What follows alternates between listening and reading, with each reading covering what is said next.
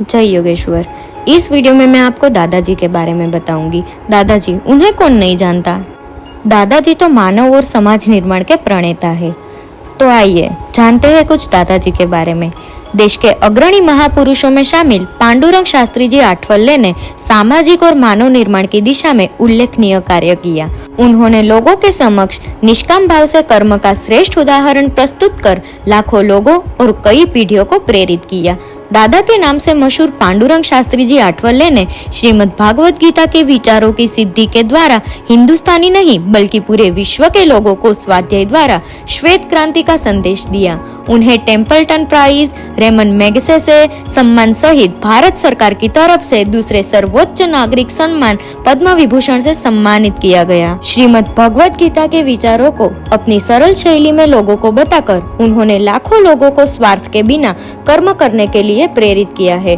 आज विश्व भर में 2 करोड़ से भी ज्यादा उनके अनुयायी है, जो गीता के सिद्धांत पर चलकर अपना टाइम, टिफिन और अपना टिकट खर्च करके हार्ट टू हार्ट और हट टू हट गीता के विचारों को पहुंचा रहे हैं। पांडुरंग शास्त्री का जन्म महाराष्ट्र के रोहा गांव में 10 अक्टूबर 1920 में हुआ था। 25 अक्टूबर 2003 में मुंबई में उन्होंने देह का त्याग किया। मराठी होने के नाते पांडुरंग शास्त्री जी को दादा के नाम से लोग पुकारा करते थे, जिनका अर्थ बड़ा भाई होता है। आज हमारे देश के 1 लाख से भी ज्यादा गांवों में और विश्व के 40 से भी ज्यादा अधिक देशों में लोग स्वाध्याय कार्य नियमित और अक्षरशः भगवत गीता के विचारों और सिद्धांतों पर चल रहे हैं।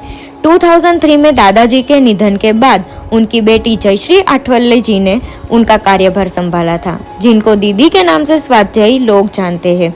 दादाजी को जब 70 साल पूरे हुए तब से लेकर अब तक हर साल स्वाध्याय परिवार उनके जन्मदिन को मनुष्य गौरव दिन के नाम से मनाता रहा है। पांडुरंग शास्त्री जी की एक विशेषता यह थी कि उन्होंने कभी भी प्रेस और मीडिया का प्रयोग अपने और अपने कार्य की प्रसिद्धि के लिए नहीं किया। दादाजी ने अपने पूरे जीवन में भगवत गीता के 700 श्लोकों पर 6 से 7 बार प्रवचन किए हैं और आज लाखों वीडियो कैसेट उनके गीता और वेद उपनिषद के प्रवचनों में उपलब्ध है। उनकी दूसरी विशेषता यह है कि उनके प्रवचन की कोई भी वीडियो कैसेट बाजार में बिकती नहीं है। अगर किसी को उनका प्रवचन सुनना है तो उन्हें दादाजी के स्वाध्याय केंद्र में ही जाना पड़ता है और वहीं पर सबके साथ बैठकर वो प्रवचन सुन सकते हैं। दादाजी की तीसरी विशेषता यह थी कि उन्होंने अपनी पूरी जिंदगी में कभी भी किसी के सामने हाथ नहीं फैलाया, किसी भी तरह का फंड और डोनेशन कभी स्वीकार नहीं किया। दादाजी भारत के 10,000 गांवों में पैदल चलकर या साइकिल पर खुद गए और घरों एवं खेतों में जाकर लोगों को गीता का उपदेश सुनाया है।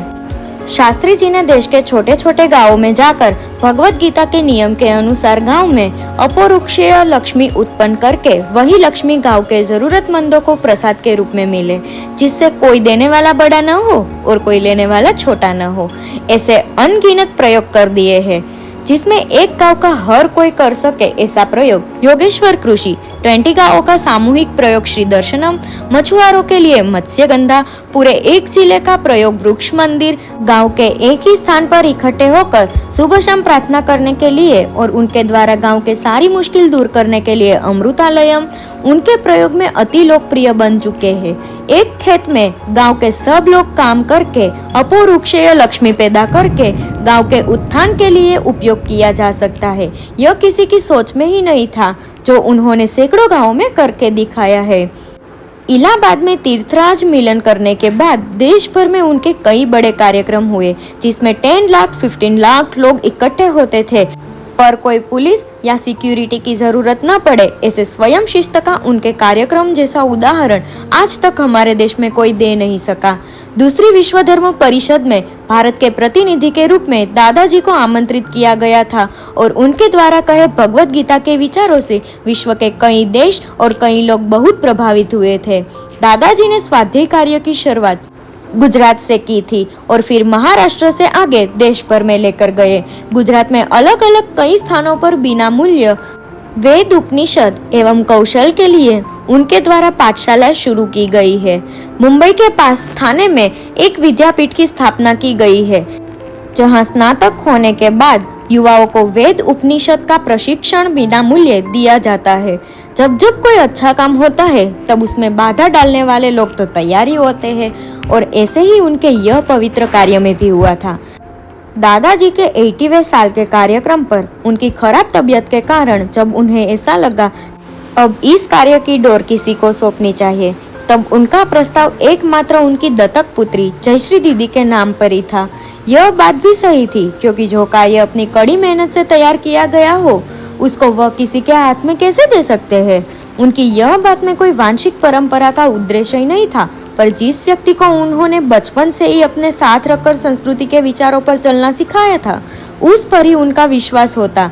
लेकिन सालों से पद, प्रतिष्ठा और पैसे की लालसा में उनके आसपास भी कई लोग ऐसे रहते थे, चाहते थे कि यह जिम्मेदारी उनको दी जाए जो दादाजी को मंजूर नहीं था।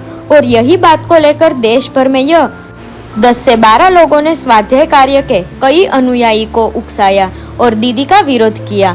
सिर्फ विरोध ही नहीं किया, पर दादाजी और दीदी जी पर कई तरह के पैसों को लेकर आरोप लगाए जो बिल्कुल गलत थे। वो सारा स्वाध्याय परिवार जानता था। यह बात अति सिद्ध है कि अगर दादाजी को पैसे की लालसा होती तो जब डॉक्टर राधाकृष्णन उपराष्ट्रपति थे तब उनके पास उनकी तत्वज्ञान विद्यापीठम में गए थे, जब दादाजी कई आर्थिक मुश्किलों में घिरे हुए थे और उन्होंने राधाकृष्णन जी को बताया और राधाकृष्णन ने उनको कई चीजें लेकर ऑफर की थी, तब उन्होंने बहुत नम्र भाव से कहा था कि यह कार्य भगवान का है, उसको चलाना है तो वो अपने आप मदद कर देगा। यह कार्य को सरकारी मदद की जरूरत नहीं है। ऐसे दादाजी ने मदद की ना बोल दी। आप देख सकते हैं दादाजी का ये कार्य कितना सिद्ध है। आज की इस जनरेशन में गीता के विचारों को होना बहुत ही मूल्यवान है।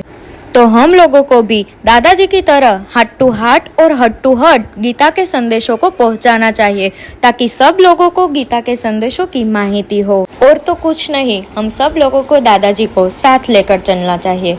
Thank you.